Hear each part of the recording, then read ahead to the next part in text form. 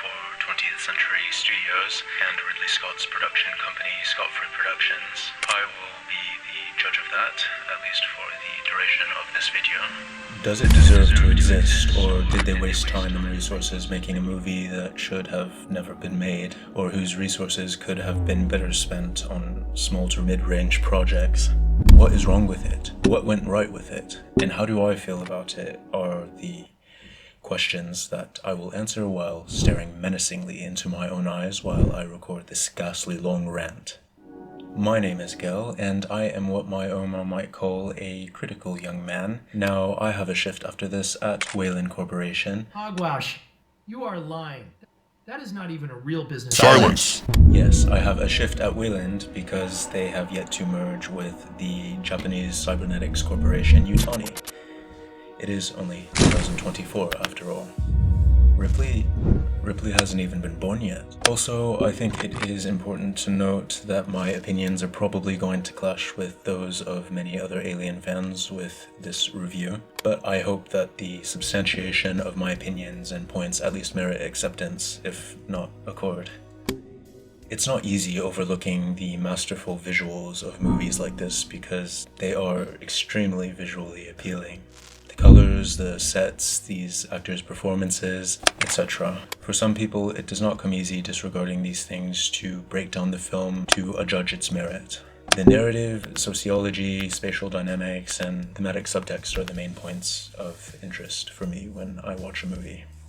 Additionally, I must brace you because this video is going to be quite negative. I do not mean to sound libelous if I come across that way. Obviously, I care a lot about the Alien franchise, and I love to get immersed in its stories, and it is by far my favorite universe to which to let my mind wander. I'd say that it is for this reason that I hold it to a higher standard than I do most other franchises. So that being said, if you are not in the mood to listen to what will inevitably be an impassioned deprecation, perhaps you would rather consume something positive or wholesome at the moment, then I suggest that you either skip this video or save it for another time because these condemnations might serve as a nice little means of letting off some steam in the near future. At least for me, it's satisfying hearing other people share criticisms that I too have of something. Regardless, if you do not agree with something that I say, then let me know, because I welcome criticisms on my judgments and my judgments' amplitudes.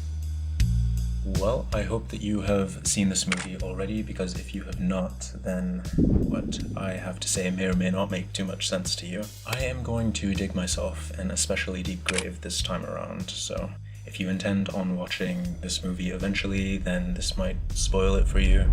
So without further ado, by watching beyond this point, you are giving me your consent to spoil you by spoiling this movie over the course of 1 to 2 hours or so. Or 1 hour, 15 minutes, 45 seconds, and 16 frames out of 60. to be exact. let's talk about the premise of Romulus. By the way, I'm calling it Romulus from now onward. It saves me about 3 syllables, which by the end of this video could amount to many dozens of syllables.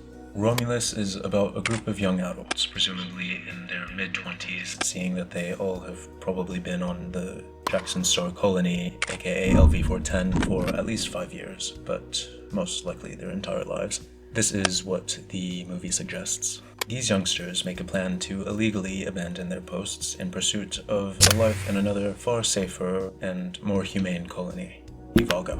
They intend to fly a hauler ship called the Corbalon to a space station that has entered the orbit of LV-410. They found this while doing some routine work high in the atmosphere. Okay, so last night we're loading up the last Tessa Tech. We're about 200 miles above the ground, and then all of a sudden, beep, beep, beep, beep, beep, beep, beep.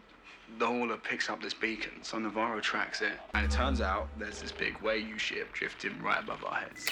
So they intend to procure some cryostasis chambers, enabling their 9-year-long journey to Ivalga because it would otherwise be a death sentence. Right, so let's get to talking about this premise of ours. So, there are 5 friends and 1 android. They do not own the ship they wish to capsize. They seem pretty confident that Weyland Yutani and Jackson Star's operators will 1. Not realize that they have nicked a ship, and 2. Not realize that the space station Renaissance and its precious cargo are in close proximity to the colony.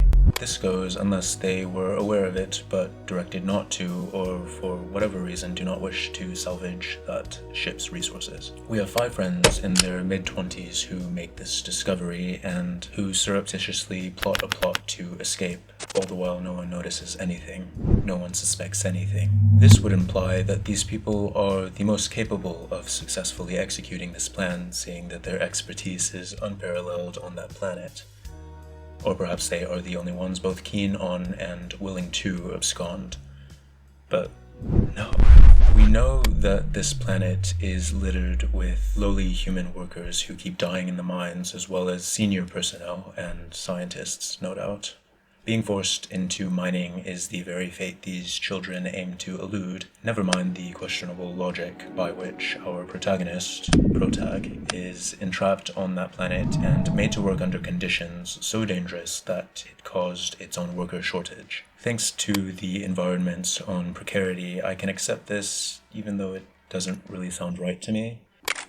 I guess you could say it's a bit of corporate deceit that could prospectively become the norm should corporations continue to influence government policy. Still, without even considering the particularities of this entity, Romulus, or the facts thereof, we are running into a few problems not too dissimilar to some of the problems I had with Evil Dead Rise, another sequel in a long-running franchise which attempts to stray from the locations and characters of past films, but not the formulae of said films itself, nor does it attempt to have much thematic depth or potential for interpretation. While Romulus's formula is not so unforgivably familiar, it is still nothing special when put up against what horror thrillers have been doing for decades. You could say that it is like Aliens and Alien Cubed in this regard, the formula and pacing. It is not, however, their equivalent. Before I move past the premise of this movie, the jury should note that the flaws of this movie are not superficial, but bone deep. Unfortunately, with a premise and intellectual property, or IP, such as this one, it never would have mattered who is behind the project. Fede Alvarez, who wrote and directed this movie, who I once believed would uplift the movie, or at the very least make it something special, something fresh, never stood a chance as a creative and a fan of the Alien series. Make no mistake, for the director is likely always going to be a fan, first and foremost, if not a Ridley Scott simp himself.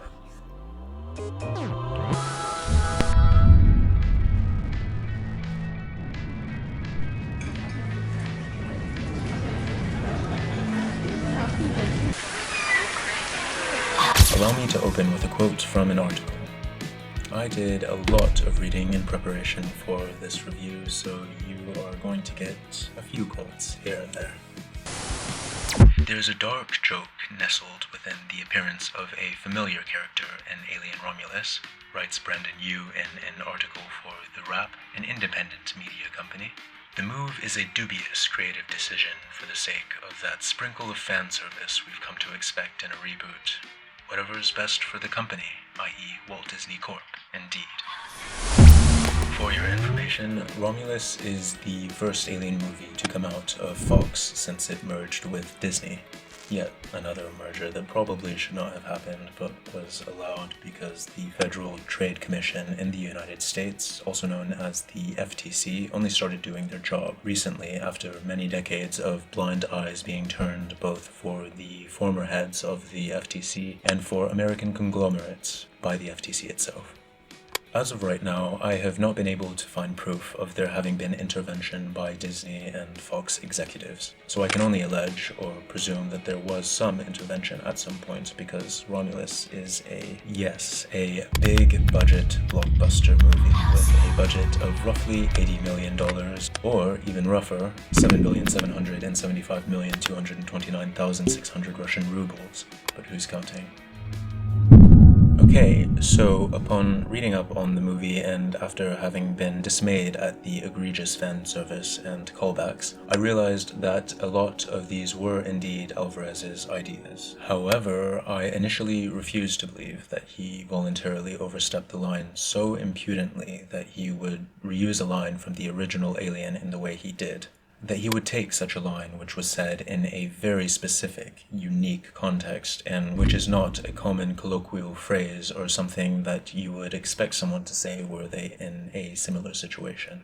As far as I know, that phrase did not have cultural significance when Aliens came out, so it should not have been emplaced here. I will leave it at that for now and not speculate any further about which mistakes are thanks to Fede or the company. Due in part to the fact that we do not know at this point, for these types of things tend to come out only over time, but then also because it does not really matter in the long run, because in the end the product is the sum of its parts. It is what it is. There is no point in playing the blame game if no one is going to be held accountable. I have thus concluded that, regardless of the extra boxes that may or may not have been checked, Fede Alvarez did not approach making the movie in a commendable way. But more on that later though. I have a few other bones on which to gnaw.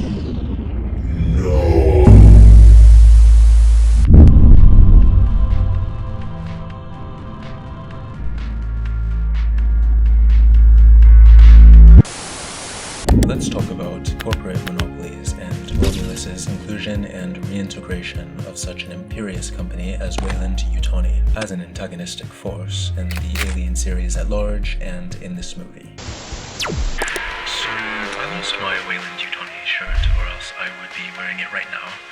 I hope that you can all forgive me. If not, then please note that I'm still grieving the loss. I'm very tender right now. If what I just said makes no sense to you, then just look at the thumbnail of my Aliens 1986 video.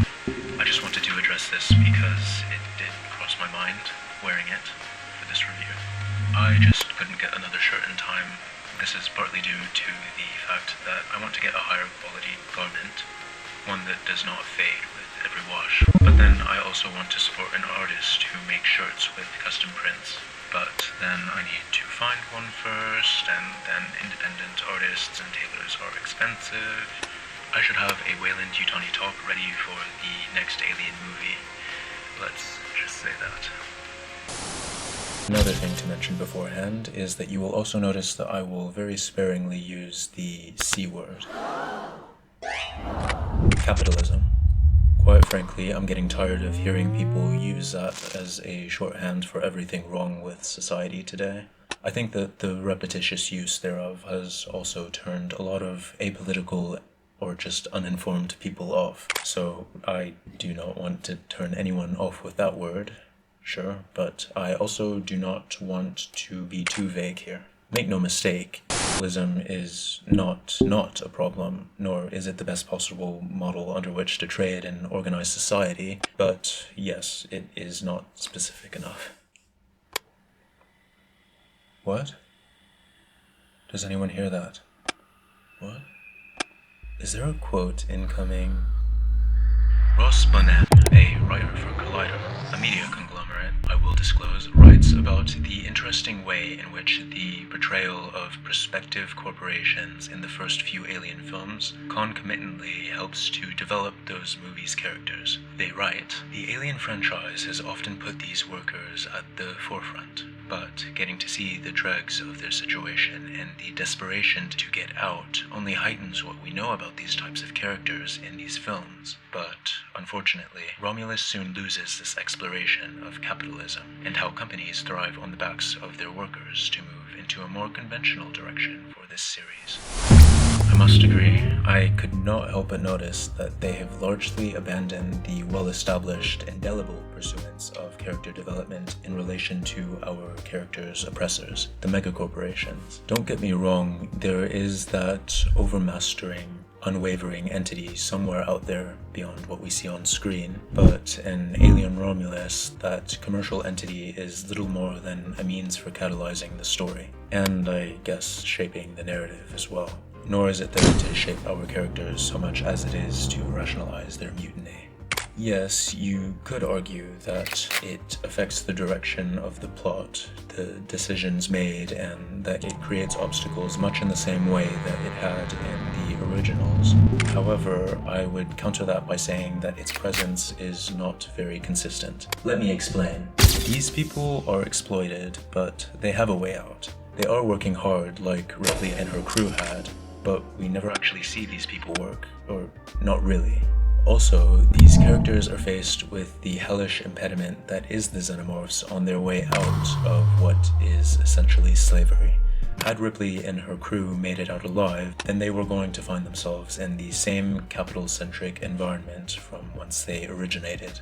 Ever since Prometheus, I feel that there has been an air of hope introduced to each movie and for each cast of characters that I have found interesting. In neo-alien movies, the characters' encounters with xenomorphs are now deadly hindrances while en route to paradise rather than just an unfortunate convergence of their paths. Perhaps that very air of hope has changed the role of the inclusion of overbearing corpse in these movies. Maybe, just maybe.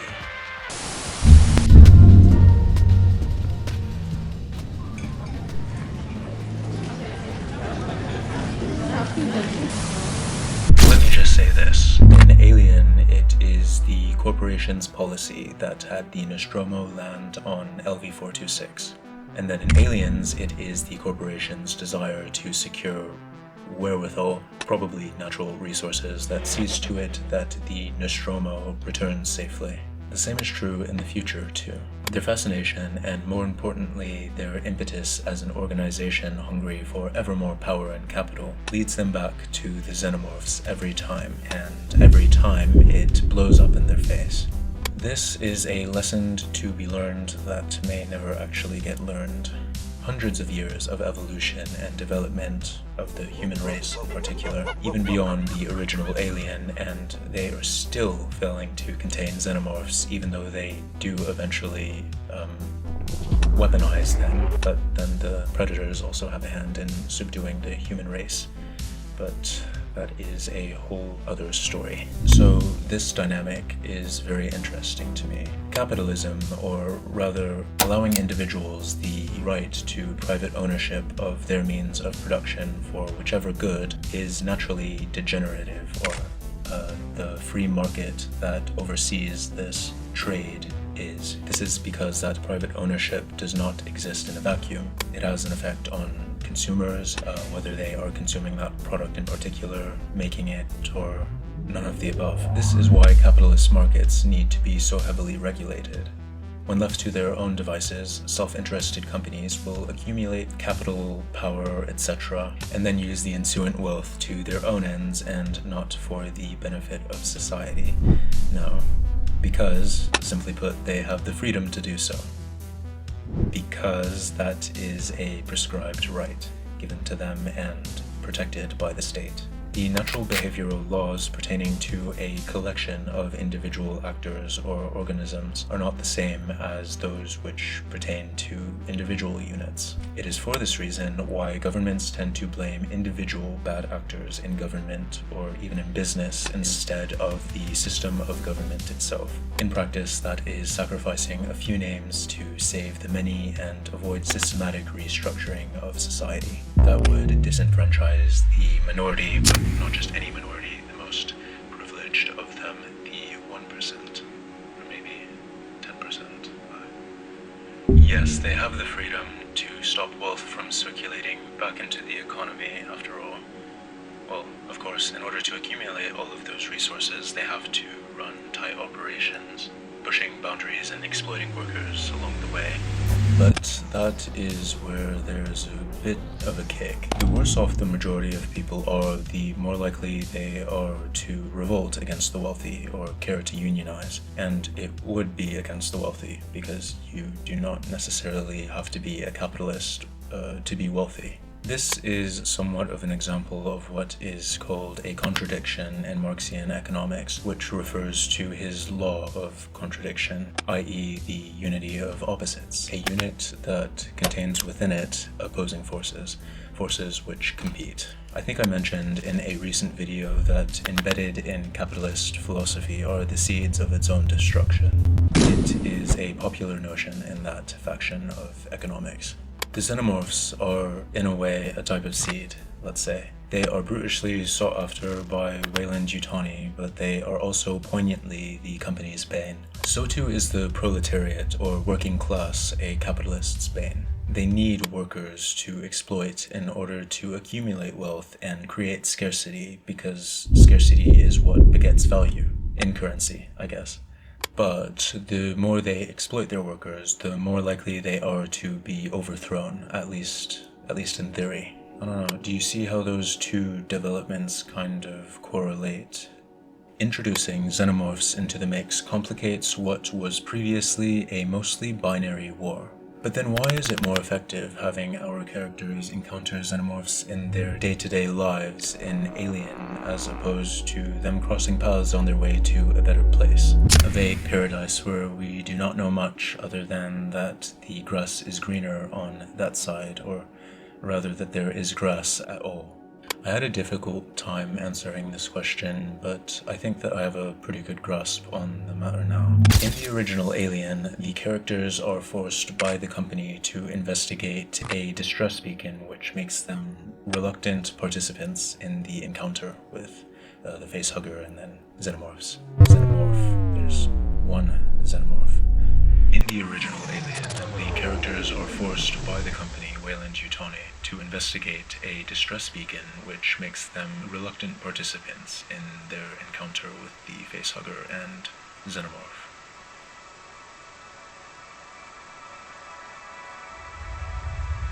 I think that is what makes it all the more unsettling, because there is this implied lack of autonomy there, which complements the officious nature of the facehuggers quite nicely. Being physically protrusive little things, how they impregnate you unwillingly. There's that overarching theme of corporate exploitation, exposing the crew for what they are, in this case expendable pawns in a larger, callous and unfeeling machine. These people with families and aspirations are drawn to this very unique and creative danger, not by choice but by obligation, which amplifies the horror of the situation at hand. Everything that happened to Ripley, for example, or to Newt, or to the Marines, or to her kid, Amanda, through this new perspective or way of seeing things, realizes those events for the cold, calculated consequences of corporate disregard for their lives. When you introduce something better toward which our characters are moving, you are diminishing the impact of the horrors to come because, like with this movie for example, these people put themselves in that situation, and should they get out of it alive, they are projected to be headed to a kinder place. Sure, they are exploited on the planet and have no choice but to work, but in order for them to fumble as badly as they did, once they finally got away, they need to make all the wrong decisions in that aforementioned situation into which they put themselves willingly. This, I'd say, is more difficult to empathize with, even if they do not necessarily deserve the consequences of their actions. Don't get me wrong, there's still horror to it, but it's nothing like what it was in the original. It's too comfortable. Example? It is for a similar reason why it is far less disturbing when Isabella Merced,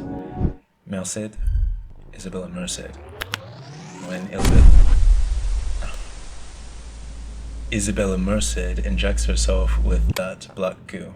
She made that stupid decision with which we cannot and should not sympathize, because she was not even awake and present when the rest of them witnessed the part of the metamorphosis effectuated by the black goo, at least the first half, or even when they were considering injecting her with it. However, if they injected her unaware of the long-term consequences of the injection, where the long-term is just minutes later in this particular Alien movie, then it would be quite tragic and horrific. More on that timeline later, but yes, making that decision for her with the hopes of helping her, only for it to end up destroying her, corresponds well with this very series of films' collective themes of one's own autonomy being corrupted or exploited by something with its own imperative. be those to make more money and secure more power, or to simply thrive and help. After all, this is what everyone and everything aims to do in a universe marred by ecological and commercial competition. That is, procure the means to secure their own autonomy.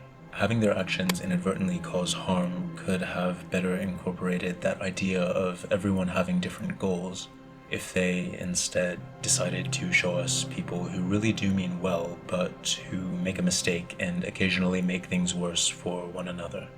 People with their own imperative who cause harm even though their intentions are pure, are good. That would be deeply unsettling, realizing that you are a part of the problem. This could be turned into a political statement.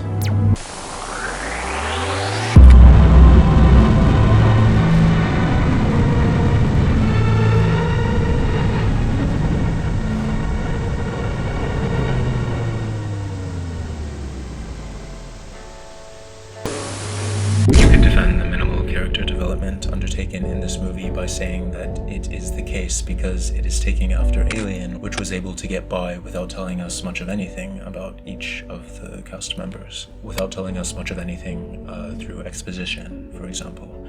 And you would be half right.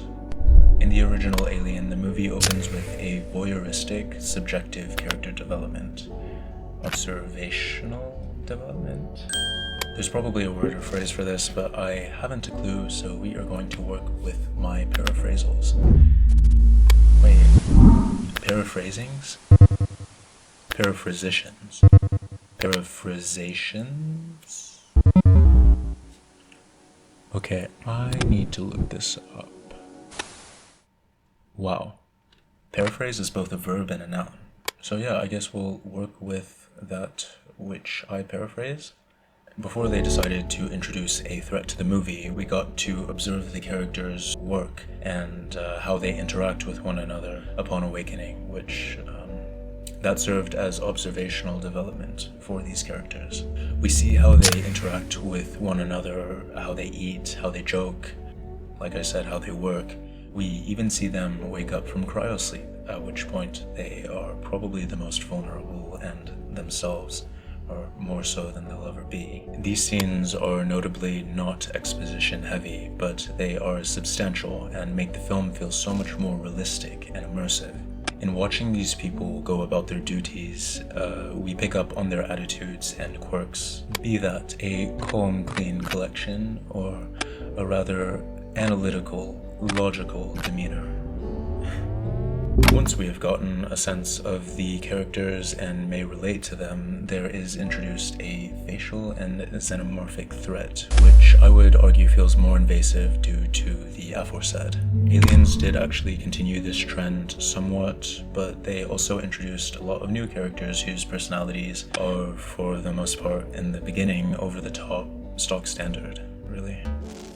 Alien Cubed does the same. Their characters are pretty flamboyant. From Alien to Alien Resurrection, we definitely lost that realism altogether, and then to this day it hasn't even really returned. The movies are not so much about the characters and what they go through as they are fixated upon a few things. I guess one, what has become of our original glazed cast of characters, two, what happens in between those original movies, and three, what happens to future stock characters while specifically in transit on their way to a better place. There's not been a departure from this type of alien movie, which is why it feels like the alien movies have gone nowhere, maybe among other reasons.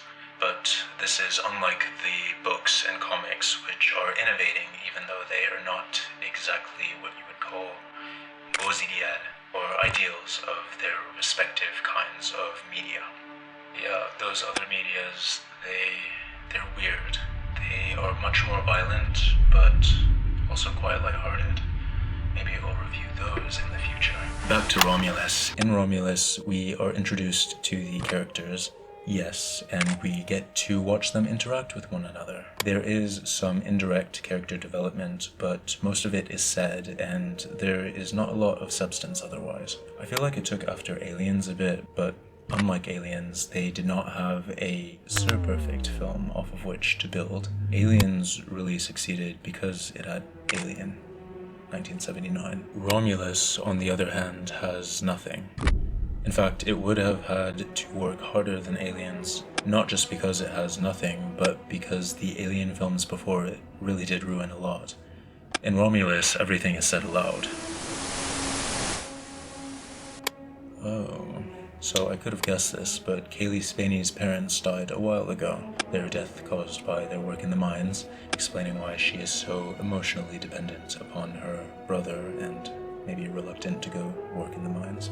Okay, so Spike Fern's parents died in the mines due not to disease, but a decision made by a synthetic who was programmed to sacrifice the few for the many, explaining why he is so combative around Andy, though that does not really justify the extent of his aggression. Alright, sure, the movie went very heavy on the exposition and made sure to stock our stock characters with very specific singular drives or hopes and dreams to be squashed because, God forbid, they just happen to run into xenomorphs as normal people. No, they have to be young, physically attractive, and unblemished, and exceptional.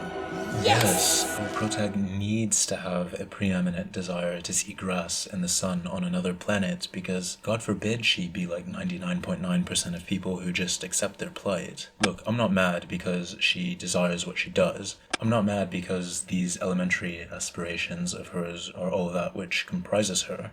The opening scene takes things slowly. It is visually appealing and promising, but then we move on to what is the rest of the movie, where we meet Rain Carradine, whatever, who both learns of the extension of her work contract, a dubious contractual obligation, I must say, and of her friends whom she has known for years, idea of absconding in the same day. But let's not get too deep into the plot conveniences of this film just yet. Yes, these events all occur in quick succession of those prior. Of course, we did not get to know any of these people. They fly away from LV-410 as quickly as they formulated this plan of theirs. And then on top of that, Rain's friends don't want her to go with them because they've been friends for years, but because they need her brother? Not only that, but she doesn't even know that one of her best friend's cousin's parents died.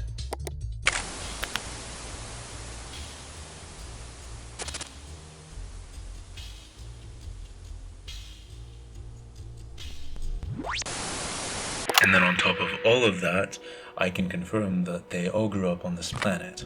They were born and raised here. But then back to the bit about her not knowing about her friend's cousin's parents' death. How does she not learn about that? How did they all even meet? I mean, they have different jobs, yet they seem to keep in touch with one another well enough. Except for Rain. We barely get to see how these people relate to one another before they pack up and leave never to return. We do not get a minute of them working, eating, or relaxing. We barely get to see the planet and how one gets from one place to another, other than maybe walking. Kaylee Spaney just wakes up, transports to a cafeteria that is presumably in her own apartment building. She then makes her way to the Office of Unsexy Affairs while we get to hear jokes from this synthetic, because why the f*** not? Before she watches him get beat up like the Joker in a lazy series of events, before she transports to some pods where her friends are working and living, I think. These pods are actually pretty nice. So little time is taken to show us how these people came to the conclusion they did, how they finalized their plan, nor do we get to see much of their personal or mutual histories. In my opinion, this is not excusable, but it is understandable, seeing how much time they waste poorly exhibiting the Renaissance's environment as well as a familiar character later on in the movie.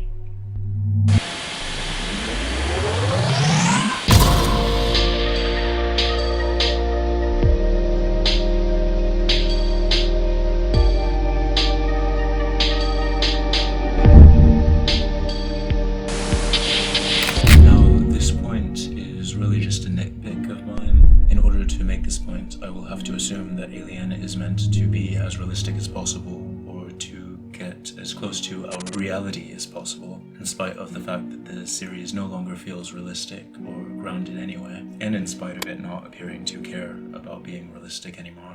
In this section, I really mean to give my opinion on the synthetics and the direction in which they have been taken. To preface, I will be calling Rook New Ash, or Nash for short, from now on, because, come on.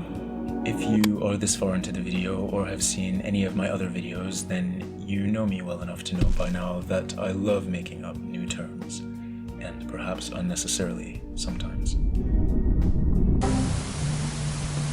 There's a fine line to walk between portraying Nash as an evil, maniacal sociopath and a machine that is only doing what it was programmed to do, but I think that they leaned too far into the former. The thing is that synthetics are not supposed to be capable of emotion and overcoming the limits of their programming. And I think that implying that they are capable of doing such a thing, something done in both the movies and the novels, though more egregiously in the novels, especially since Alien Covenant, but that's with regards to the movies, implying such a thing as that is naive and unrealistic. Even in Prometheus, it was implied that David is capable of feeling a whole slew of emotions, most notably hate. What?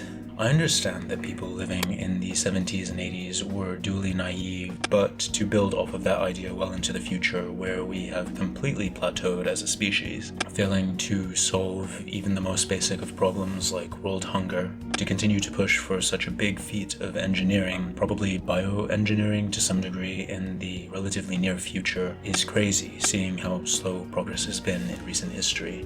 Or slow relative to what it could be and has been. Is it science fiction and therefore scientifically fictional? Yes, sure, and this is something that was started in Aliens but further developed here and also in the books. The series' departure from Aliens realism, especially with regards to the original Glazed Ash, has made for some discrepant evolution of synthetics. A slight tangent. Okay, so I just realized that I actually do know someone who is probably the best hacker in this part of the Milky Way. Not to brag on his behalf or anything. His specialty is forensic system security, but I just refer to all of that as hacking because simplification, and then he is really good at that as well, so let's call a medical doctor a doctor. There are a few people out there who will realize just how true this statement I just made is. You know who you are if you do. Anyway, I asked him why these synthetics in the Alien series are simply not possible or foreseeably practicable, and he gave me an answer that elucidated my abstract understanding for why it's not possible, and just in time. So glad I thought of this last minute, because I would not have been happy with myself if I had to film an addendum to this video again. Coding languages that exist today are incapable of achieving an AI being so real that it could be mistaken for a human, as seen in the Alien series. All coding languages stem from a single language that was created in the 50s. It will take in excess of 100 years to develop a new language that will make AI smart enough to be mistaken for a human. To develop this language will take exceptionally talented coders, of which there are very few in the world. This limits the pool of possibilities. Now, the question is, could I have expected them to know all of this? No, not really. But I would have expected more from Ridley Scott and the talented artists and writers behind Prometheus before it got done by Ridley, of course. Bioengineering. The only way to achieve this kind of AI. It cannot be created, but it may be possible to grow it. Consider that a fun fact about AGI so you know what to expect, but I will have to give Ridley Scott, or I don't know who exactly it was who came up with this idea, but I have to give them credit for coming up with that concept of growing something so technologically advanced that it is superior to anything that could be manufactured. Unfortunately, I can confirm that Ash's likeness being incorporated into this movie is the fault of Fede Alvarez. It was an unnecessary inclusion that no doubt drove the budget up. And then as for Andy, well, being someone who is probably on the spectrum, but maybe not, we don't know, and whose flatmate is someone with Asperger's syndrome, I can see more than a few parallels. I think that the actor David Johnson did an incredible job, that goes without saying. My problem is not at all with him, but in the way his character was written. But is that not always the case? I believe that Johnson would have been able to pull off any number of iterations of that very synthetic.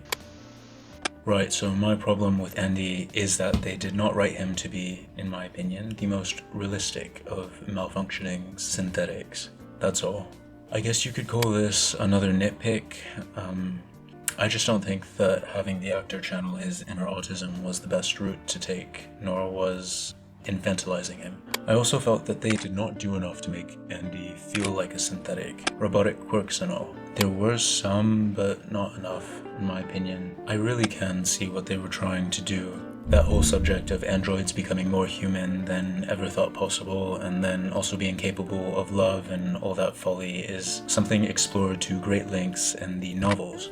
For example, there is at one point a synthetic that is loaded into the body of a dog, a robot dog, synthetic dog, who is in love with Colonel Zula Hendricks, who initially featured in the Alien comics. You get the point. There is such a thing as taking that too far. Ridley tried once, nearly sinking the whole Alien IP single-handedly. Let's just say that I'm not a big fan of what they did with the synthetics. I think that, if anything, they should have been played like robots whose awareness of human emotions is feeble at worst and very technical at best. Andy bore more relevance to Winona Ryder from Alien Resurrection than Ash, in that, apart from bleeding milk and doing robot things occasionally, the fact of his artificiality was not always at the forefront of my mind in particular. I do not want to spend too much time breaking down why I felt this was the case, so I will commend Raised by Wolves producers and the actors for their work. In case you did not already know, Raised by Wolves is a mediocre high-budget TV series, the production being one in which Ridley played a part. I do not recommend watching that series because it was a huge disappointment, but I did appreciate the way they portrayed the synthetics there. I should add that I think what made synthetics work in the past was the fact that they were completely unfeeling, but utterly loyal at the same time. I am talking about Bishop here, of course.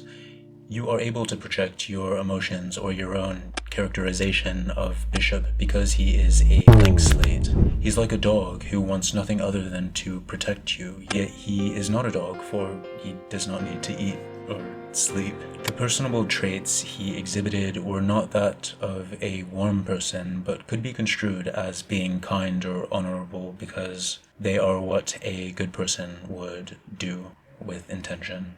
Bishop is an excellent projective tool because the way in which people around him treat him purposefully deciphers and relays to us the nature and also the quality of these other people's individual characters. Think about it this way. Bishop behaves completely robotically, and he's oblivious to most things. That is why he does not react.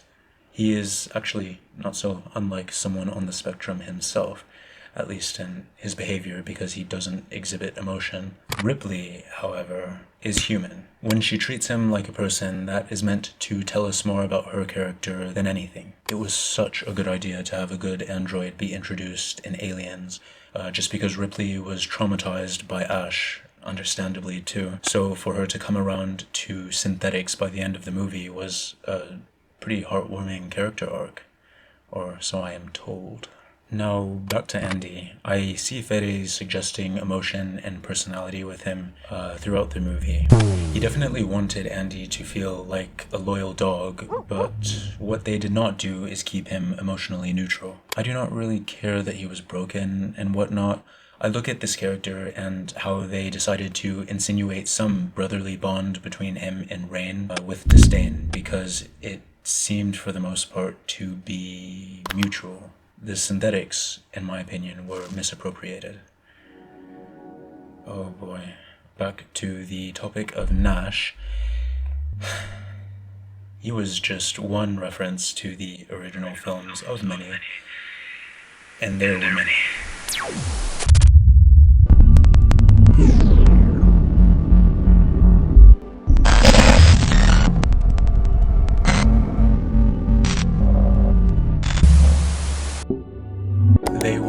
decidedly unrelenting in the implementation of these three things: callbacks, references, and Easter eggs. There is some overlap in these terms, so I will just call them references from now onward. And then I will not walk through the movie and point out each and every reference to previous film, like what some channels already do, but I will mention a few. Other than Nash's presence, there were lines that were pretty much just tactlessly re-implemented, originating from past Alien media. Andy's saying that he prefers the term artificial person himself, or when he calls the xenomorphs that constructed the hive in the nethers of that space station, when he calls them busy little creatures, or when he tells the xenomorph to get away from her.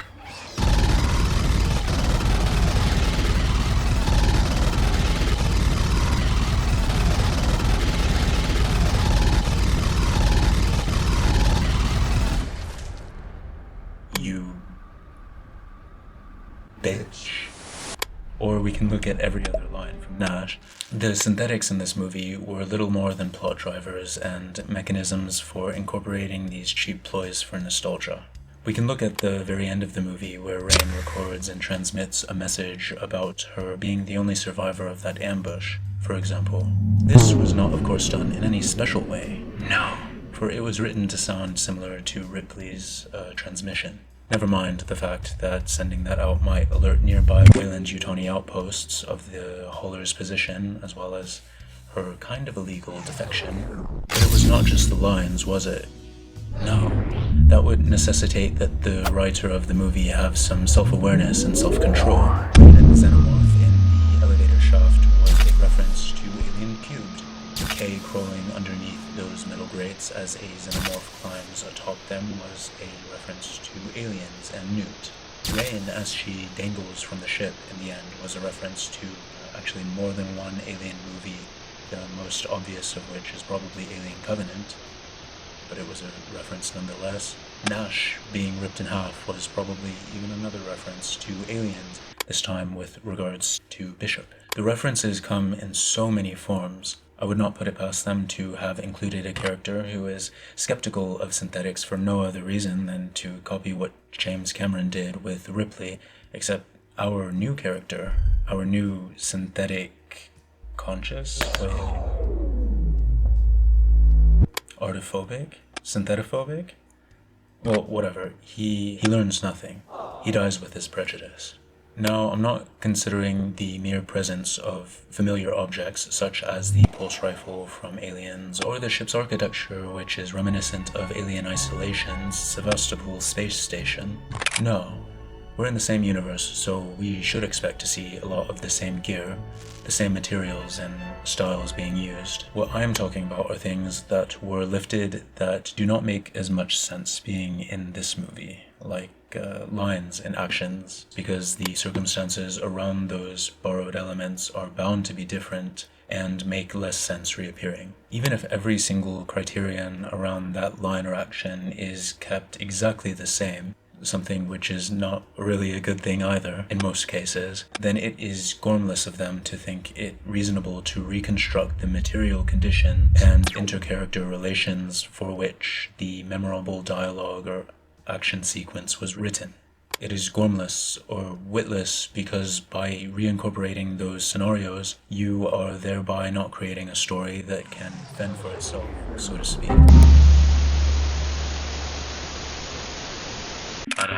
Babes, this is not righteous.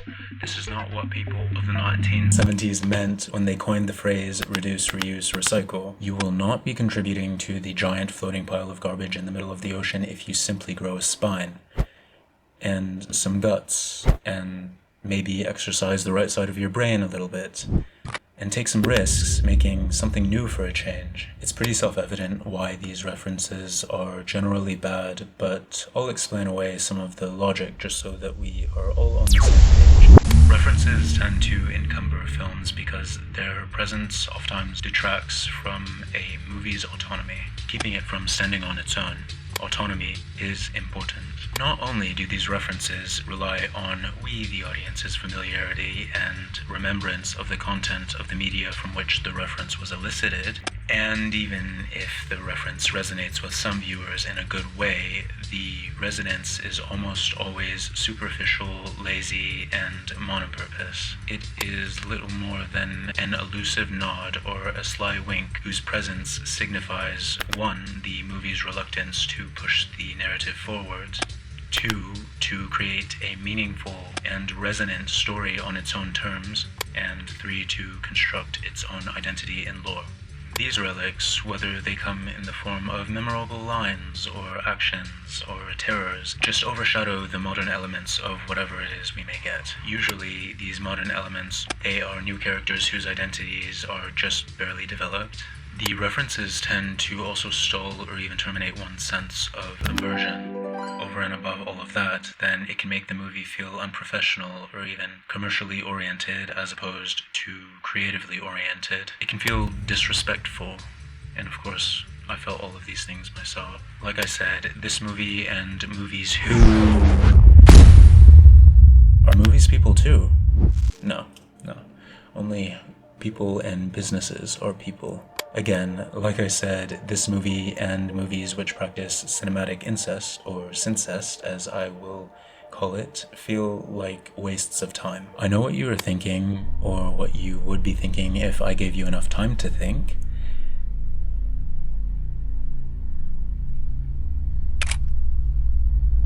I'm not wasting my time taking so much time to review this movie because it is relevant to many other sequel, remake, reboot, soft reboots, and it is therefore more of a thesis than a review of this particular movie. It is both of those things, I guess. I am also woefully aware of the goings-on of the world and cannot overlook these types of things when watching movies. You could say that it is a curse, so feel free to send me your thoughts and prayers. Dankjewel en het beste. All of this to say that we need to keep the practice of incest out of our movie studios. Hashtag say no to incest. Hashtag not in my local cinema. Hashtag pertinacious trends in favor of creatively bankrupt creative decisions. No, thank you. Can hashtags even have punctuation? I think not, so let's fix that. Pertinacious trends in favor of creatively bankrupt creative decisions? Question mark. No, comma. Thank you.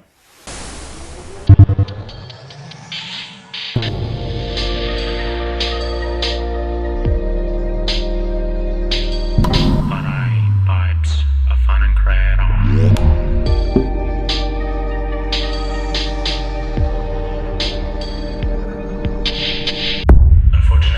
Fede Alvarez did not approach making this movie as a serious director making a substantial contribution to the Alien series, but as an Alien fan who just hoped to make something good enough so as not to cause controversy or offend seasoned Alien fans' palates. In trying to avoid these things, he inadvertently induced failure, the opposite of what I am doing by making this video. It is apparent that he accepted that his movie would not be Alien or Aliens, even though that did not have to be a guarantee.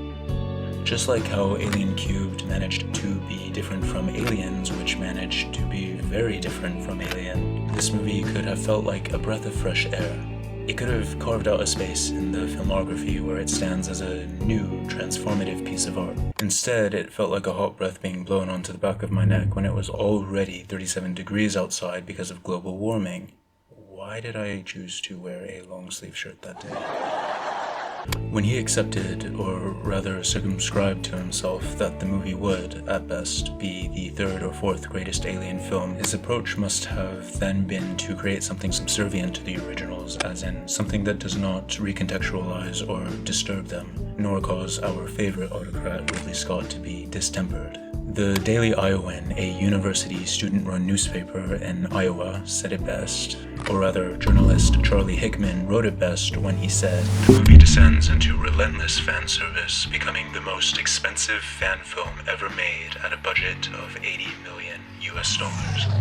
It may be that you could call this performance anxiety, but performance anxiety operating at a much larger scale or scope. I'm not saying that the creative person or persons at the helm of the Alien franchise at any given point cannot be fans of the franchise as well. Conversely, I think that they kind of have to be, because they are more likely to be able to anatomize and deconstruct the originals and what made them work to help inform their decisions moving forward. But then they have to be confident too. If only we could have gotten someone with Ridley Scott's ego and his confidence, as it was before Prometheus came out.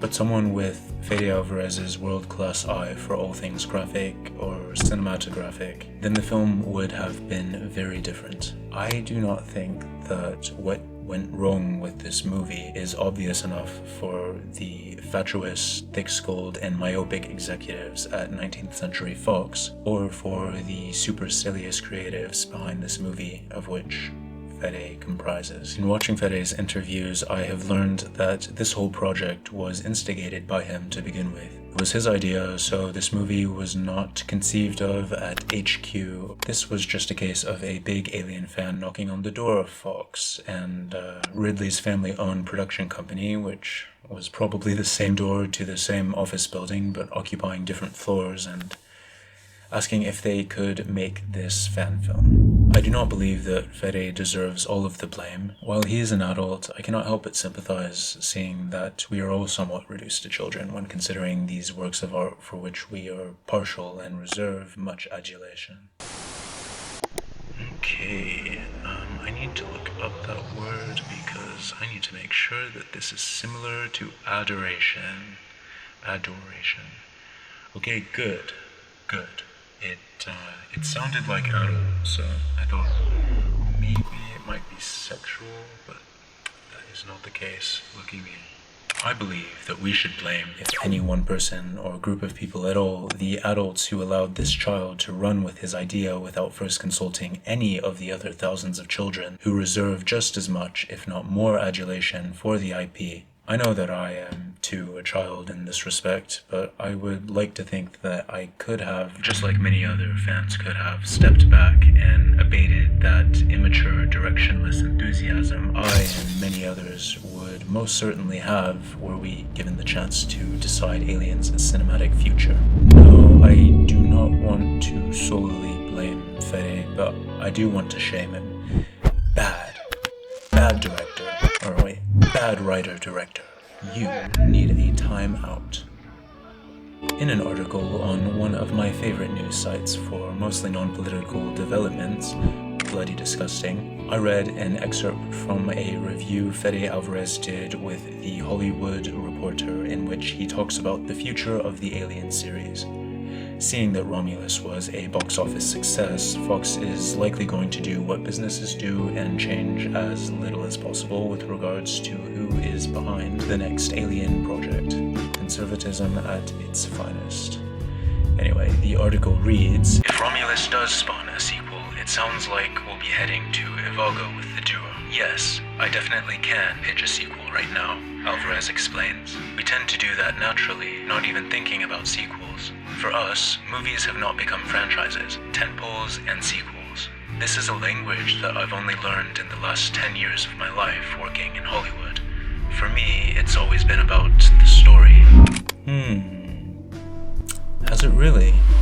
He continues, "So, once we finished, we started thinking, what do you think happens when or if they get to Ivaga? Is it going to be great, or is it a terrible place? We tend to believe it's probably a terrible place that they think is great and fantasize about, so we naturally started thinking about where it goes and what's going to happen. And then, a few minutes in, we go, oh, that sounds like a sequel. But we really try to think about it more in terms of story and if it needs another chapter and whether people want to know what happens next. So we'll wait to see what people think and if people ask for it," Alvarez adds. "My philosophy is that you should never make a sequel in 2 years. You've got to get away. You've got to get the audience to really want it. If you think about Alien and Aliens, there's 7 years between them, but we definitely have ideas where it should go." Now, I found this a bit unsettling.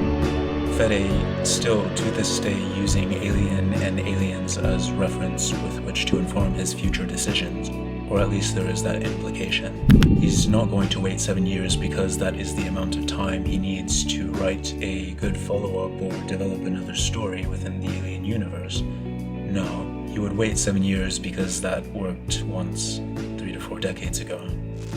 Or he would wait because he wants to starve us fans to such a point that we, in our malnourished stupor, come to want and even beg for more, never mind the quality of whatever it is we get.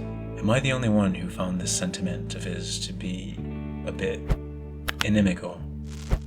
A bit bumptious, maybe?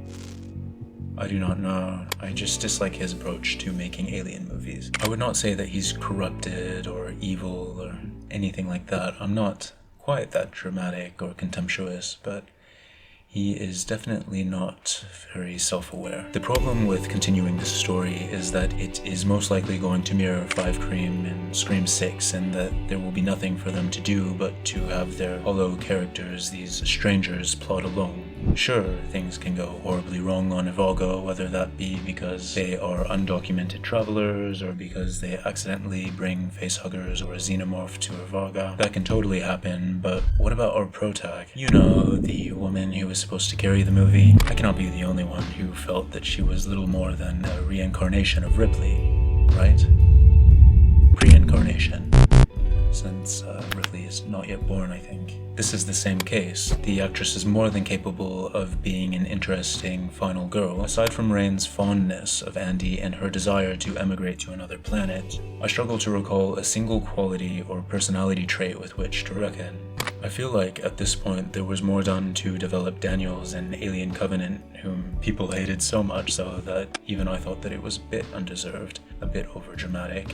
But then again, they did have an incredible protagonist in Elizabeth Shaw, so to follow that up with Daniels was admittedly egregious. I'll give them that. Perhaps Rain does not stand out because after Alien Covenant, we are used to seeing boring protags. I cannot think about Prometheus right now. It makes me too sad.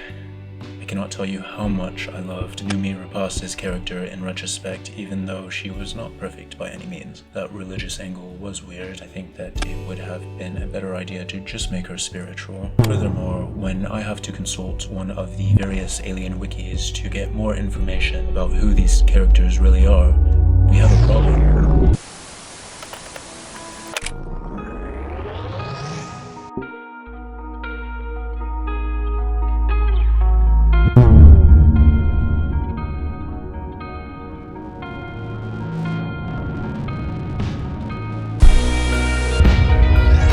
Sequels do not need to be complicated. They do not need dual-purpose commentary or to be interpretable on multiple fronts. Making an alien film is easy in that you do not really need to do much more than document a regular Joe or Jane's encounter with a xenomorph. That is the bare minimum. Sure, there is precedent in that there is some subtext one cannot elude with regards to certain objects and beings, but it is not very difficult identifying those minimums and limits, so you may then work with them. Let's take the beginning, for example. I will walk you through some events. Rain wakes up, eats breakfast, and then goes to the Office of Colony Affairs, for today is her big day. She can get out of that sickly town. Go where? Ivaga? It's an independent system, but it's fully terraformed. You can actually see the sun out there. Where are your parents? They died 3 cycles ago. A disease from the mines. It's just me and my brother now. After saving Andy from getting beat the up and revealing to the audience that he is a synth, she gets a cryptic call from her cryptic friends who are cryptically gathered at a cryptic pod in a cryptic land.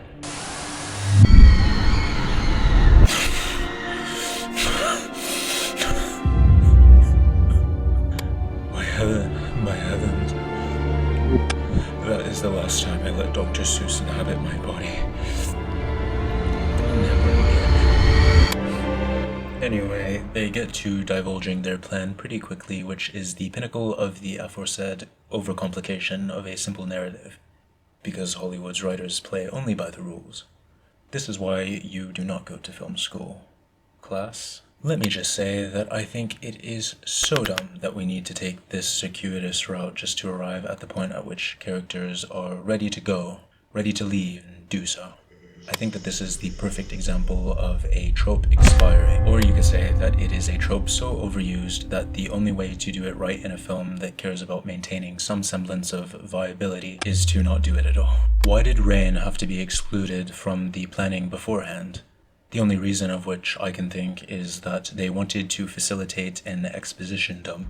Apart from that, I suppose that it helps make things fall into place with regards to the grossly inappropriate decision to write in an imminent collision of the Renaissance with Jackson Starr's Ring of Ice and Rock, but I will not go into that just yet. I hate how they could not simply approach her and then get her to agree to go. Having her reject the offer at first is so common. That turning down is known as the refusal of the call in film studies. It is an actual movie trope, meaning that it can be deciphered and molded into a framework for storytelling or what have you, because it is practiced in some regard across many genres. You should note that I use the word trope to connote two separate things.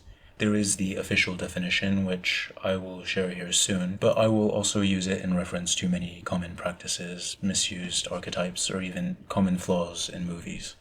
It's relevant mostly to movies where you have what are usually two diametric characters embarking on a long journey. It's supposed to serve a purpose, but they failed to properly interpolate their ideas into the official framework in this case. I will cite an excerpt from a foreword on a book called Myths and Movies by Stuart Wojtyla. The foreword, which you can think of as an introductory text to a greater body of work, was concocted by Richard Vogler, and it reads, The call to adventure sets the story rolling by disrupting the comfort of the hero's ordinary world, presenting a challenge or quest that must be undertaken. The call throws the ordinary world off balance and establishes the stakes involved if the challenge is rejected. Sounds good thus far, so let's move on to read about the refusal of the call, since that is what I am criticizing here. A hero. Calling her a hero is generous. Oh, right, sorry. A hero refuses the journey because of fears and insecurities that have surfaced from the call to adventure, which was, in our case, that lazy and convenient forced contract renewal. The hero is not willing to make changes, preferring the safe haven of the ordinary world. The refusal of the call becomes an essential stage that communicates the risks involved in the journey that lies ahead. Without risks and danger or the likelihood of failure, the audience will not be compelled to be part of the hero's journey. As far as I can tell, this call to action is supposed to inspire anticipation, to establish the protag as someone who is relatable and who, just like you, would not be too keen on unanticipated adventures, to create a catalyst for change, or change of heart, which was, in our case, a lazy and convenient interjection, and to exhibit the protag's vulnerability and humanity, so that when she finally reluctantly agrees to go, it almost feels like there was a semblance of courage deep down in there. It failed miserably. It was rushed and underdeveloped, as were the characters. It was so overdramatic, which is just not a good thing when your movie is not a family-friendly action and adventure flick, but a serious horror film. By forcing the idea of that impending doom for the Renaissance ship, they are making it so that the only remotely rational time frame for this mission is an impossibly brief one. If they take any longer than a day, then they are cutting it too close, given the 36-odd-hour limit that they had to retrieve the canisters. How no other person on the planet is taking notice of the space station. Everything from the discovery of the mission on Rain's part to the departure takes place in the span of hours. In order to make that work, they had to overcomplicate what should have been a straightforward, slower, and more gradual series of events leading up to their attempt to escape. There were a long list of boxes to check, so we could follow our meat puppets into the Renaissance with some preconceptions. And then, by limiting themselves like this, they had to conduct a series of events that occur in an impractically rapid succession, thereby doing away with the realism one can expect with an alien film, since they are generally supposed to be conceivable horror, i.e. horror movies that align with our reality, or what could conceivably be our future. The introduction is suboptimal. It felt so very rushed. Little did Alvarez know, we all wanted to revel in the architecture and atmosphere of these alien settings. So many big-budget blockbuster movies try to weave plot points together in such a way that they not only feel forced and unrealistic, but overly complexified. I also understand that having Rain not know beforehand means that she could slowly realize what leaving for Vogler means for Andy. They are setting up some tension there, but Andy is a synthetic. We've been over this. It's those little interpersonal struggles, that extraneous plotting and bickering at the movie's periphery that really annoys me, gets to me. And it's something that makes it feel less real. I do not expect there to be no tension or conflict between these characters as they are thrust into such a precarious ordeal, but I realized that I did not really remember much of the ship upon having watched the movie because of how distracting the characters were in their bickering. That may just be due to the peculiar machinations of my memory at play, but they did literally take up a greater percentage of the screen when they decided to stop in place and fuss about. Rather than just exhibit these people's personalities by showing us how they interact with one another in conversation, perhaps a bit more naturally, they decided to resort to exposition dumping or just saying aloud what needs to be known and to distract us with these little dramatic subplots. Why? Well, this is little more than a resortion to pre-established frameworks, as mentioned, that not only free up time so they may focus on other things, but it makes the movie feel epic. And when I say that, I mean epic in a neutral way. More or less every line has to serve some conspicuous purpose, I guess. Perhaps that's why I did not find myself relating to these characters all that much. They sound like machines. It's not the actors, no, but the dialogue itself. I do not know why, but that seems to be the case with every movie I choose to review, it would seem. The actors were actually all stupendous, just delightful. They're also capable, so I am disappointed to see that Alvarez and co. write them to be mechanical plot drivers as opposed to people, just living and doing what they can to thrive and survive. To add insult to injury, they decided to include this just before Rain agrees off-screen to tag along with them, bringing no personal items along with her, mind you. That last bit is not a gripe so much as an observation. Does this girl have no personal belongings? Whatever. That bit of imagery was just insulting, I must say. A bird trapped in a cage. I wonder who also feels like a bird trapped in a cage. I have not even touched upon the complexified environmental dynamics that were used to give our characters obstacles which contributed little to the buildup of tension. For instance, we all knew that Andy and Rain were going to come out of that acid jungle unscathed. Let's be honest. That acid paired with the anti-gravity is an insurmountable impairment. To have moments where our protag is about to run into the acid only to eschew that danger with ease felt like less than interesting filler. How convenient it was for her and Andy to walk out of that acid jungle completely unscathed. Not even an acidic scratch.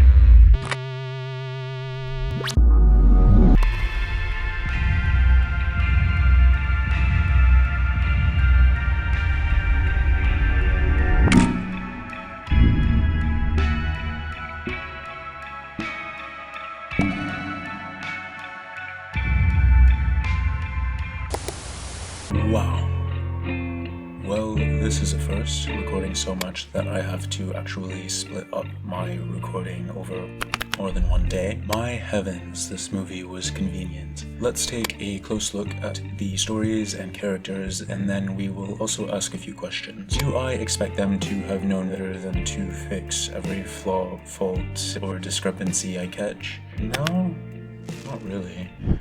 There's only so much that one can do or catch in post-production or even pre-production, so mistakes are bound to be made. Nevertheless, we do have a plethora through which to sort. Also, I will go ahead and move past the mess that was the first half of the first act. I will duly move past the immoderate convenience of these people being the only ones on a planet of over 2,000 residents who took notice to the Renaissance while in the air, even though We see other ships flying overhead as Rain and Andy take their stroll. Who knows, maybe they were working at inordinate heights or something. I will even move past the very convenient glimpse that Rain catches of a bird to which she can relate just before they cut to them leaving. Let's just forget that whole introduction. So they get to the space station. Alright, but there's not enough cryofuel once they find some. No worries, they decide to make their way to the next most likely spot for storing some of those capsules. But wait a minute, where are all of the bodies? Do you mean to tell me that xenomorphs ravaged the place and left behind no bodies? Or at least left them out in the open. Now, I will try not to fault the movie while citing other alien media where bodies tend to be sliced and diced as often as they are abducted for impregnation, but it is strange, you have to admit, that the xenomorphs would not leave so much as a trail of blood or gore in their wake, not blood smears nor blood splatters. But then, even if you look at past movies, they're not so clean in those either. The setting should have at least suggested that something or someone went on a bit of a killing spree. Signals coming from in here.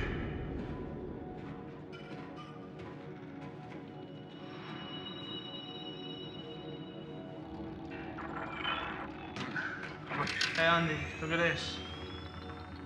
I could probably fry synthetic with one of these if I just unput the juices. Yeah, you know what, I might take this with me actually. Alright, enough just in case you have any fucking funny ideas. It's a joke. It's joking. What the fuck? Well, watch out.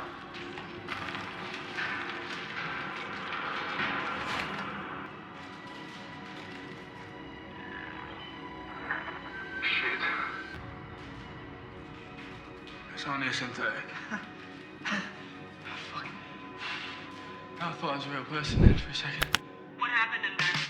Weird how the giant hole in the ground out of which sparks and flashes of light come was not clocked by Bjorn at any point as they entered the room. Come to think of it, it is rather convenient how unobservant and uninterested both the humans and Andy are in what happened or all that is laying around the lab in plain view. They decorated the lab really well, but when they were furnishing it, they must have forgotten to take into account the script, which lends next to no attention paid to the oddities visible throughout until the time is right, of course. Additionally, they have 24 hours to get out of there.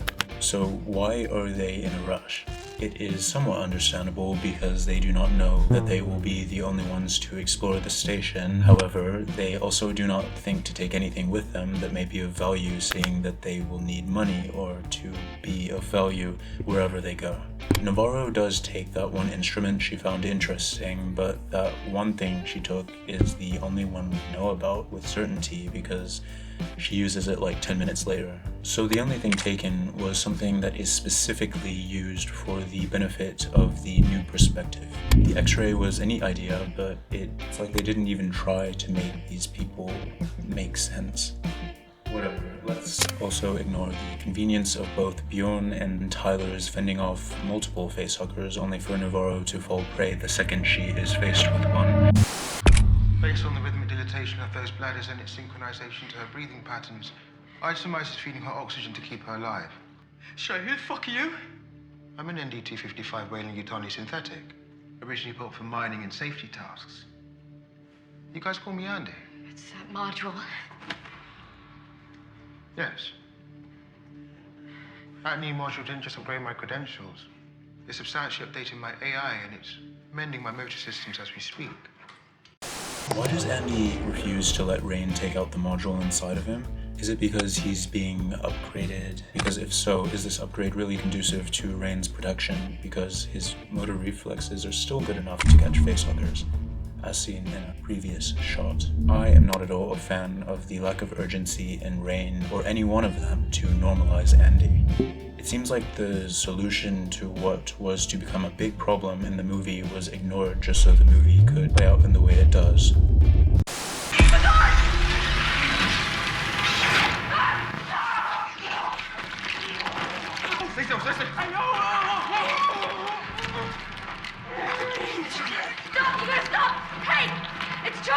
I do not believe that's what the creature is doing. No. Andy? Mission. I'm sorry, but your mission has failed. What? No, Can you tell us what we can do to help her? a seed that will amalgamate with her DNA and rapidly grow out of her. What's going to grow out of her?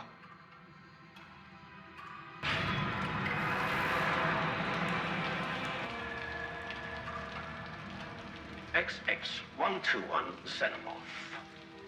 One of our towing ships first made contact with this specimen 2 decades ago. Of the 7 crew members aboard the USS Nostromo, only 1 survived, blowing the creature out of the airlock.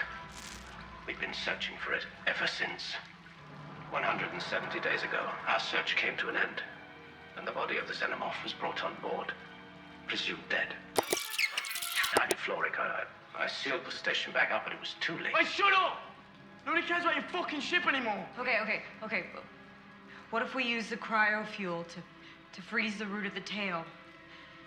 Maybe if it's frozen, it won't choke her.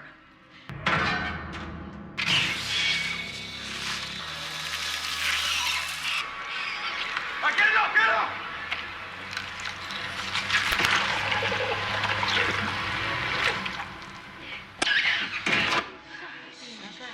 You okay?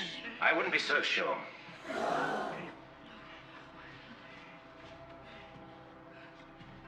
What are the odds? 60-40 against your friend. But odds on what? That the creature's finished its job already. So were you telling me that Rain, in mere seconds or at best minutes, is able to solve the problem that has duped alien movie characters and scientists for decades and get the facehugger off of Navara? Do you really mean to tell me that the facehugger implanted its embryo in minutes, whereas it used to presumably need hours? I guess the scientists there must have just discovered the black goo because of the injection they make, so I assume that's why the whole process is much shorter now. But it is still rather convenient that they could accelerate the growth so fast, so the movie can occur in such a short amount of time.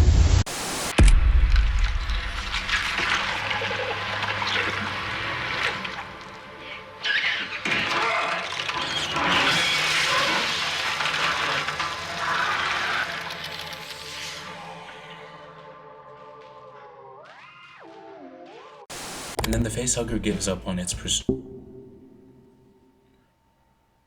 Can that be heard? God, I hope not. Right, so the facehugger gives up on its pursuit because we need to get back to moving the story along, I guess. Anyway, I did not know that they were actually capable of that decision making. Well, I should have just recorded this all in one day because my hair does not want to behave. Time for a hat, I guess.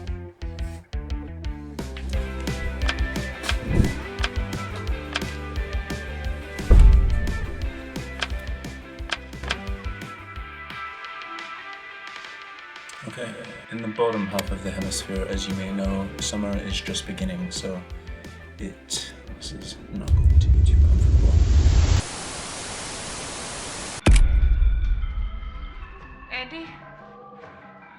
What's going on? I'm sorry, but we can't let her back on the ship. What are you doing? You must understand. What are you talking What I mean about? by funny ideas. No, We're gonna go. Let's go. Let's go, man. Come on. Yo, we're not leaving without them.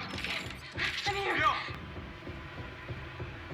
Wait, there's a strategy you need to listen. This is not the ship, okay? Just go inside the ship. I can finally help. And you won't see me as a child anymore.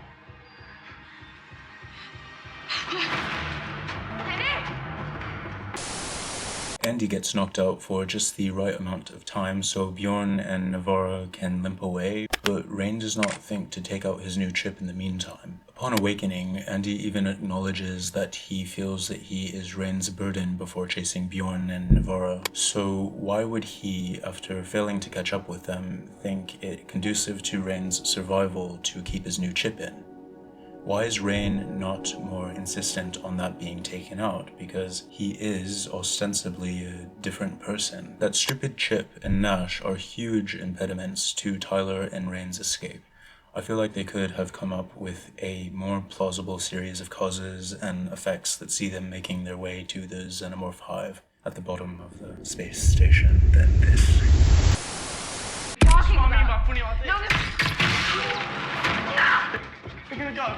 Let's go. Go on. Where? You need to listen. This is not the ship, okay? Just go. It's been nothing but a burden to you, and you won't see me as a child anymore.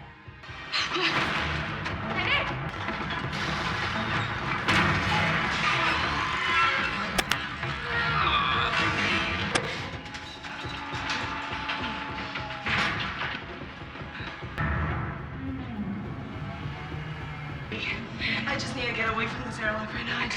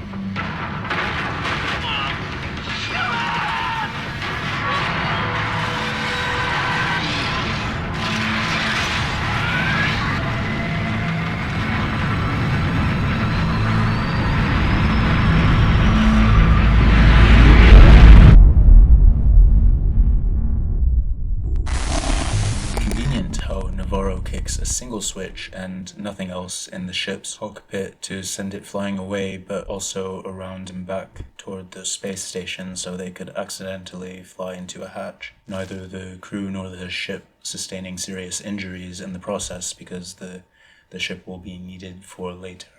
It was, however, executed very well for what it was, I'll give them that.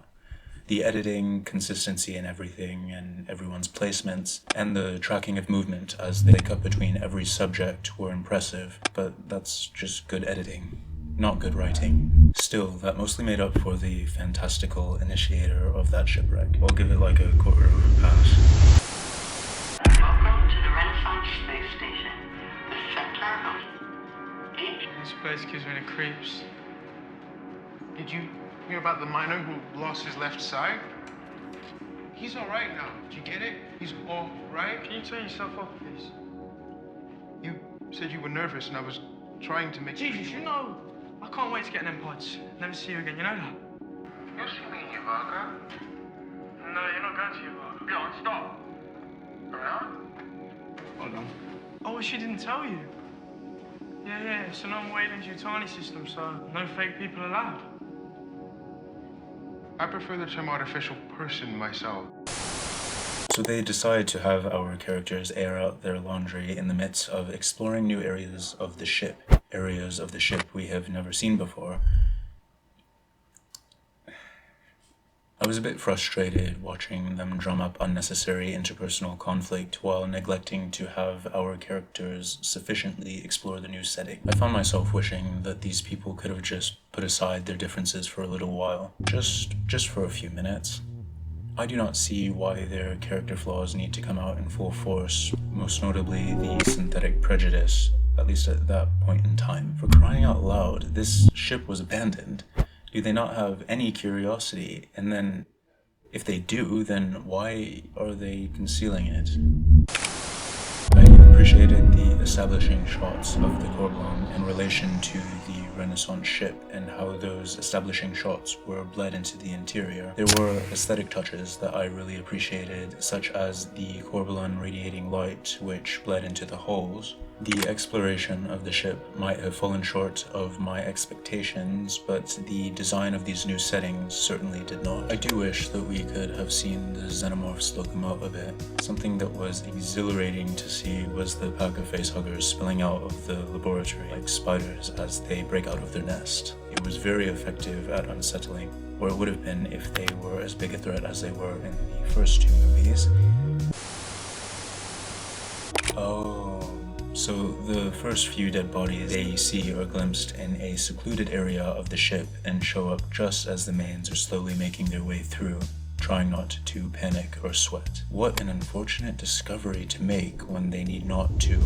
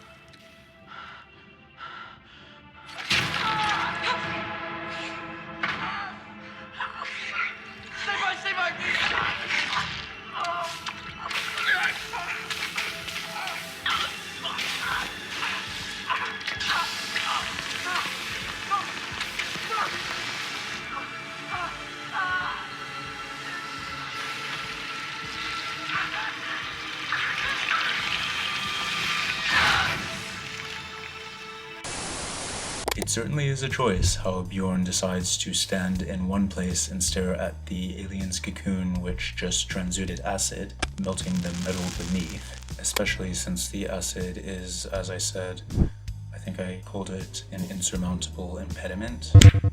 Insurmountable impairment? Not very smart, I must say. That was almost as dumb as stopping in one place to accept a call from your sister while you were in the process of traversing a segment of the hallway filled with facehuggers, wouldn't you think? Find us a way through the conveyor belt. This way. Andy, are you there? Wait, do you see it? There. Fucking thing's hunting us. Wow. So now Andy is the one failing to spot the xenomorph in the distance just before they are about to depart. Does everyone, except for Navarro, have superhuman sight and reflexes?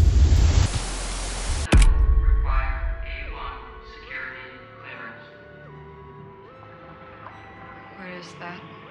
Andy, tell them. Our colonies are dying. Unbearable temperatures, novel diseases every cycle, tragedy after the other. Mankind never truly suited for space colonization. They're simply too fragile. They're too weak. Z01 contains the genome responsible for the Xena's ability to accelerate and slow down its metabolism at will. Its symbiotic capableness easily rewrites the host's DNA through its blood. This is a much needed and well overdue upgrade for humanity. When detected inside our ship, they'll open the docking bay doors and set the hauler on autopilot back to the colony. Wait. 25% of the human genome is shared with rats. And it worked on the rat. Okay.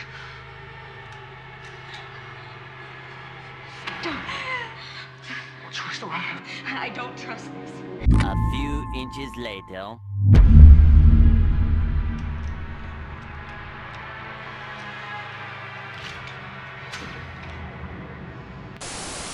How convenient it is that they should miss the second half of the video of the mouse getting injected with the black goo, and then also miss the abomination that was breaking out or falling out of the cage because it was so big.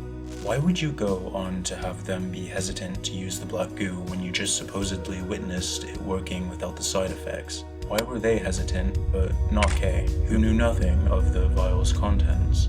You know, when she injected herself with it.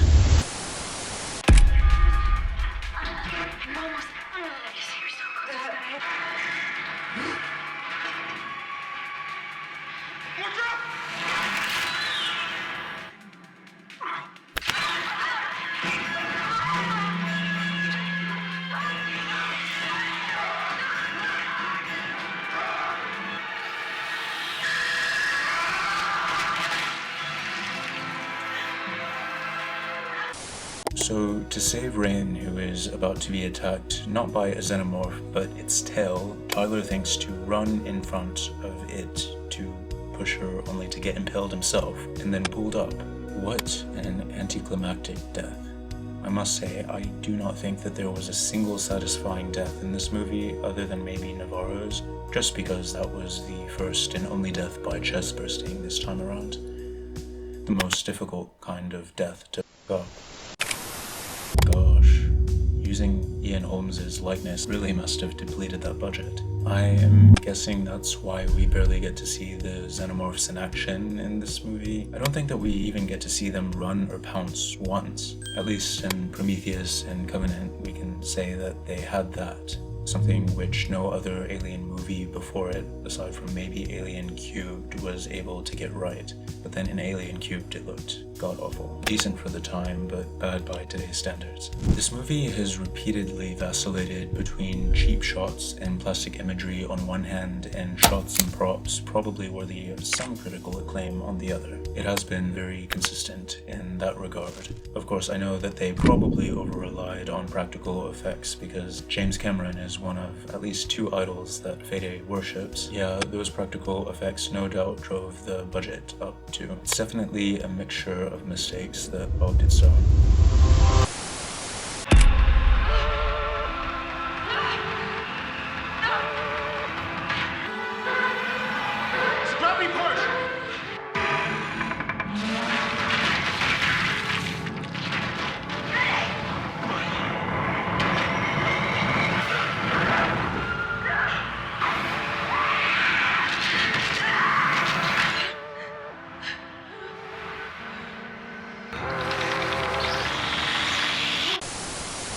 How convenient it was that Rain was gently cradled by the xenomorph that caught her as she fell, rather than impaled like Tyler, minutes ago.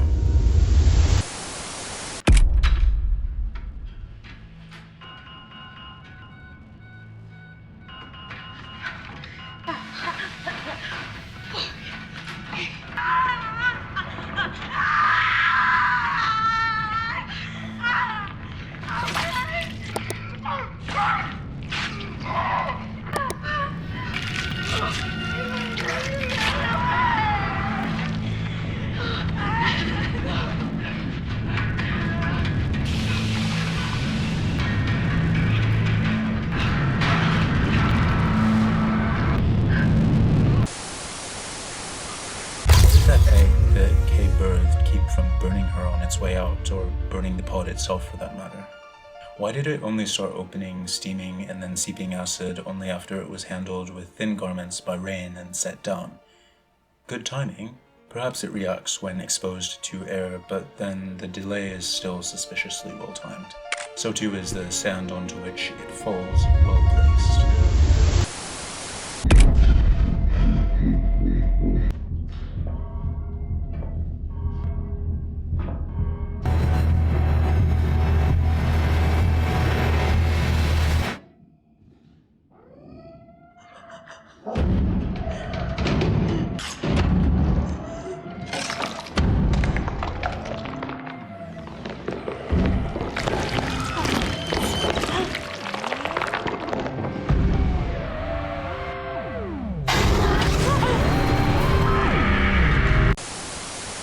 Andy's reflex is so good that he can catch a facehugger midair, but just bad enough that he cannot dodge a newborn's advances.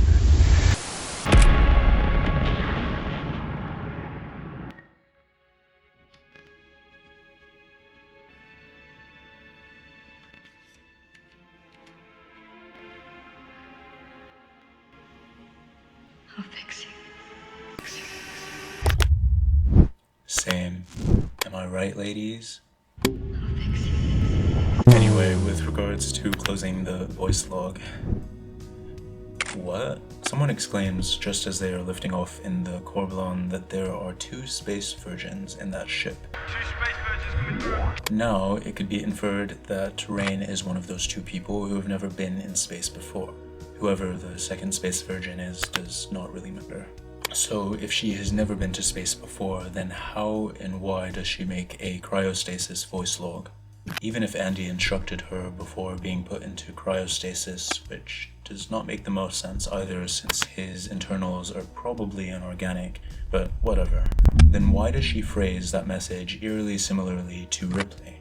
You can argue that there is an etiquette or widely accepted format for recording one, but Rain should not know about that even if she is aware of the necessity of voice logs after going under in cryostasis because she has never been in space. Being a farmer, there's no reason for her to have ever encountered that type of device. At least in my head, that infeasibility cements that closing montage as either a forced inclusion or an ill-considered tribute on Fede's part. What is it with straight guys and recording tributes? It was pretty unambiguous of them to have characters, but mostly just Rain, if we're being honest, make suggestions and ask questions that allude to her apprehensiveness about Andy. These suggestions, while they support the thought experiment from which Fede must have drawn inspiration, the trolley problem, it did not feel like the most obvious of conclusions to draw in some of these situations, if not all.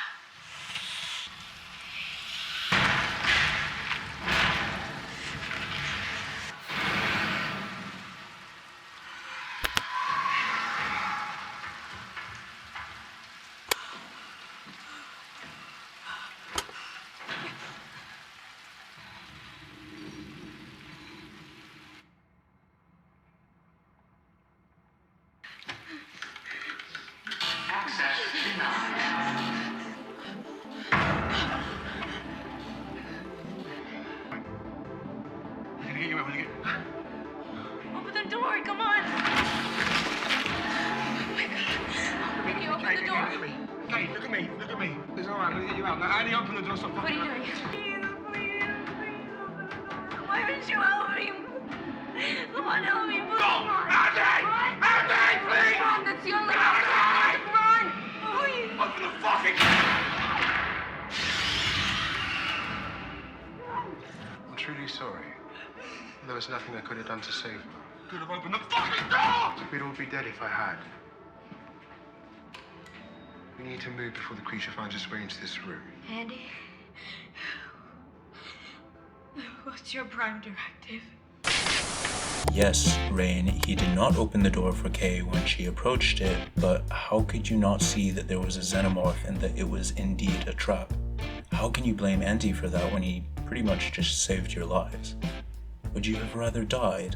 I don't know if I'm just being insensitive or if people are really so illogical and I guess majorly emotionally driven that they would not see that this was just an unfortunate dilemma, one where the right choice to make was one that would not satisfy everyone, obviously. Honestly, Kay, you are so dumb. You should have just taken cover and stayed there, find a cozy little crevice, and hope that the xenomorph is not very flexible. Also, Andy, is there not another door nearby? Because you could have just sent Rain and Tyler away through that so that you could accept Kay, who would otherwise have no chance of surviving, would she? With limits, I can appreciate the reference to a thought experiment that you learn in introductory psychology classes, but at least make sure that it works with the set build. At least make sure that the character's decisions work with the set build. It's not a big deal, but I just do not like that theme in general. the trolley problem. It's too difficult to explore correctly. This is a gripe that I've had with countless movies. When they are fast-paced like Romulus is, a lot of what the characters say ends up not only being oddly specific or on point, but of questionable origin. For example, why would Rain, after he refuses to let Kay through, spontaneously ask what his main directive is?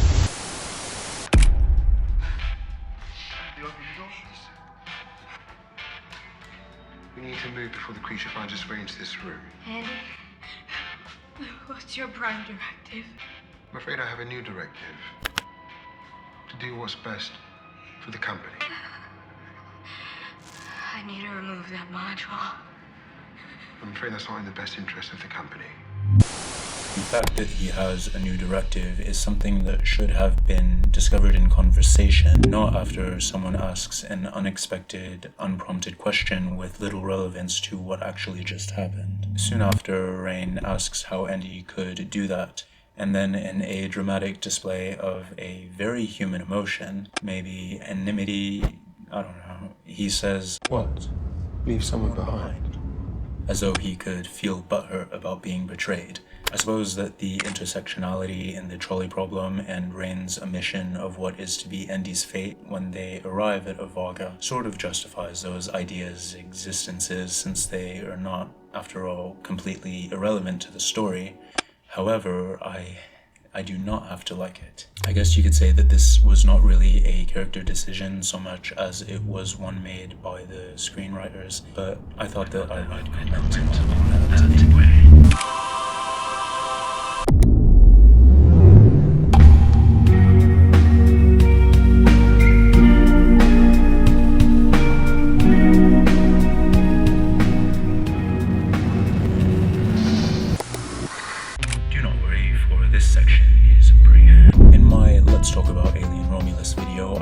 Almost right about how Fede Alvarez's direction for this movie would manage its space in a unique way. I say that I was almost right because all of the sets, while they did feel a bit discontinuous, looked really good. I was expecting him to use the ventilation system on these ships, among other nooks and crannies, to our characters' advantages, but there was not so much of that, unfortunately. Yes, the sets were marvelous, but it was underwhelming how little the protag actually interacts with them. I was expecting Alien Isolation-esque shenanigans, but instead we just watched each of our characters go from room to room as though they were maneuvering their way through escape rooms. It felt very much like an action-adventure movie in that every stage, or you could say checkpoint, in their adventure can be marked by a specific room. Romulus makes me appreciate the sheer variety of sets and spaces and intercuts and aliens and alien cubed. The Renaissance felt a bit small, but not in a claustrophobic, sensical way like in Alien. The ship, or the space station, is large, and we see the spaces our characters occupy are large, yet they end up feeling quite small.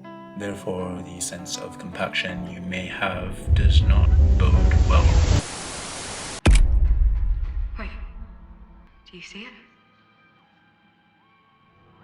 Fucking thing's hunting us. Right. New plan. Can you manage yourself with the gun? Right, this is an F-44A pulse rifle Colonial Marines used. See? Aiming assistance. If that thing comes towards you, you point it in this general direction, you'll never miss. Where'd you learn all this? Games and magazines.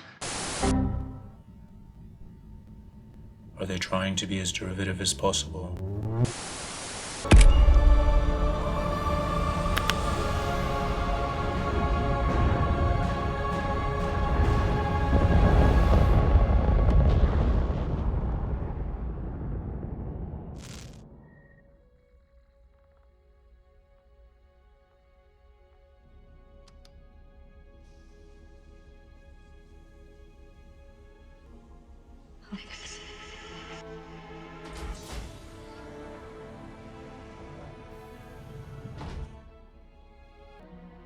This is a cryolog for the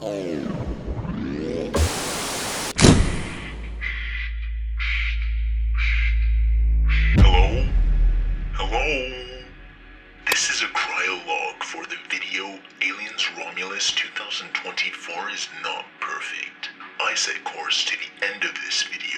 without knowing if I'll ever reach it, or what fate is to find this video.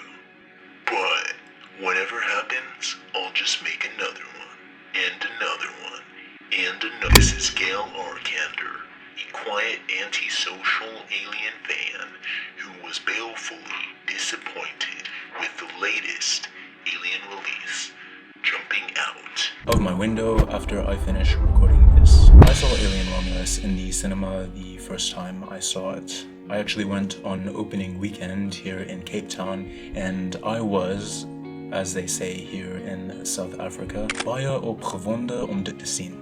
Terribly excited to see it. I had a lot of fun watching it, even though I knew that it had a lot of issues and was not necessarily a good movie. I left the cinema feeling not disappointed, but happy that I lived to see another Alien prequel. It was not until I watched it again and then again that I realized that it was not the movie's strengths which thrilled me, but the fact of its release. Were they not planning to make a sequel using this movie's characters and plot, I might have been more forgiving in how I expounded upon my observations as I re-examined my notes. Unfortunately, though, the stylistic and developmental issues of this movie are probably going to bleed into the next, so to speak. Will it, like Xenomorph Blood, reach the bottom of the ship? I wonder. I fear that Fede Alvarez is not going to learn from this, but still I do really like him as a director. I think that he's going to go on to do many more great things once he is done living out his fantasies with this series, but he is nevertheless human himself and with various inabilities like the rest of us. Alien Romulus is not wholly reiterative and banal. Sure, there are quite a few elements of the movie, most notably in the cinematography, editing, and creature design that were terrific.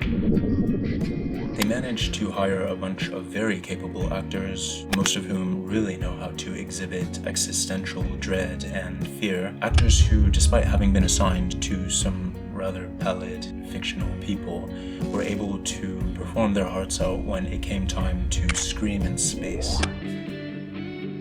So, I'll ask again, Alien Romulus is not perfect, no, but may its flaws be overlooked with minimal impunity? I'm going to go ahead and say no. Does it deserve to, or should it even exist? I'm going to have to say no. As for the rating, that will be a 4 out of 10. I don't know, I thought that it was pretty generous given a lot. Anyway, I hope that you enjoyed the video.